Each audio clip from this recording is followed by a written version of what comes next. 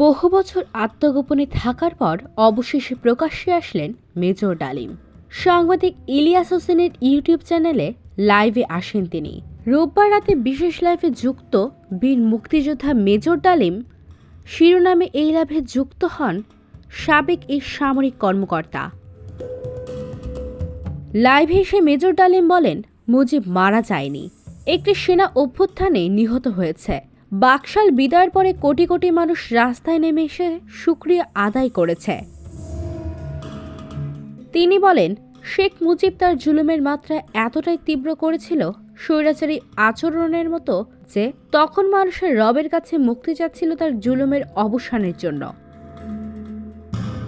Major ডালিম আরও বলেন, তথাকথিত নেতারা যখন ভারত পালিয়ে গেল, ছিল না যখন কেউ নেতৃত্ব দেওয়ার, সমঝোতা নিয়ে সবাই ব্যস্ত। পাকিস্তান বাহিনী যখন বাঙালির ওপর হামলে পড়েছিল, তখন মেজর জিয়ার স্বাধীনতার ঘোষণা আসে। তিনি তখন পাকিস্তান আর্মিতে। মেজর জিয়ার ঘোষণা শুনে মনে হলো আর বসে থাকার সময় নেই। তখনই পাকিস্তানের বিরুদ্ধে যুদ্ধে নেমে যান তিনি। 1975 সালের 15ই আগস্ট বাংলাদেশের তৎকালীন রাষ্ট্রপতি শেখ মুজিবুর রহমানকে সপরিবারে হত্যার সাথে মেজর ডালিম জড়িত ছিলেন। তারপর তিনি বিভিন্ন দেশে কূটনৈতিক হিসেবে দায়িত্ব পালন করেন। আমি মেজর ডালিম বলছি নামে তার একটি বই রয়েছে, যা আওয়ামী লীগের আমলে নিষিদ্ধ ছিল। তিনি আরও মন্তব্য করেন, রবীন্দ্রনাথ ঠাকুর, যিনি ভারতের জাতীয় সঙ্গীতের রচয়িতা এবং একজন ভারতীয় নাগরিক, তার লেখা গানকে বাংলাদেশের জাতীয় সঙ্গীত হিসেবে গ্রহণ করা হয়েছে।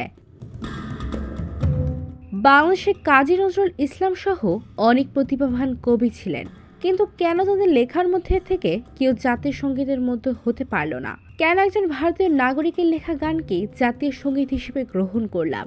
তিনি মনে করেন পৃথিবীর ইতিহাসে এমন কিছু আর কখনো ঘটেনি। মেজর ডালিম প্রশ্ন তোলেন, কাজী নজরুল ইসলামকে জাতীয় কবি আখ্যা দেওয়া হলো, কিন্তু তার লেখা গানকে কেন জাতীয় সঙ্গীত হিসেবে গ্রহণ করা হলো না? তিনি তো একা ছিলেন না, আরও অনেক প্রখ্যাত কবি ছিলেন। তাহলে কেন ভারতীয় নাগরিকের গানকে বাংলাদেশের জাতীয় সঙ্গীত বানানো হলো? তিনি আরও মন্তব্য করেন, শেখ মুজিব রহমান তার শাসনামলে একটি জুলুম প্রতিষ্ঠা করেছিলেন, যা স্বৈরাচারের সঙ্গে তুলনীয় ছিল।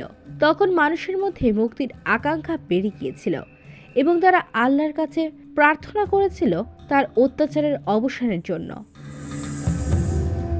এছাড়া মেজর ডালিম জানান, যখন তথাকথিত নেতারা ভারত পালিয়ে গিয়েছিলেন এবং দেশের মধ্যে নেতৃত্বের অভাব দেখা দিয়েছিল, তখন সবাই সমঝোতার জন্য ব্যস্ত ছিল। যখন পাকিস্তান বাহিনী বাঙালির উপর আক্রমণ চালাতে শুরু করেছিল, তখন মেজর জিয়া স্বাধীনতার ঘোষণা দেন। তিনি তখন পাকিস্তান আর্মির সদস্য ছিলেন। মেজর জিয়ার ঘোষণা শুনে মনে হলো এখন আর বসে থাকার সময় নেই। তখনই তারা পাকিস্তানের বিরুদ্ধে যুদ্ধে নেমে যান। মেজর ডালিম কোন দেশে অবস্থান করেছেন সেটি স্পষ্ট নয়।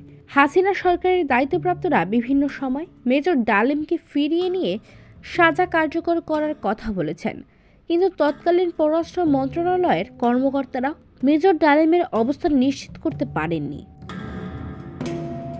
IBTV USA news desk.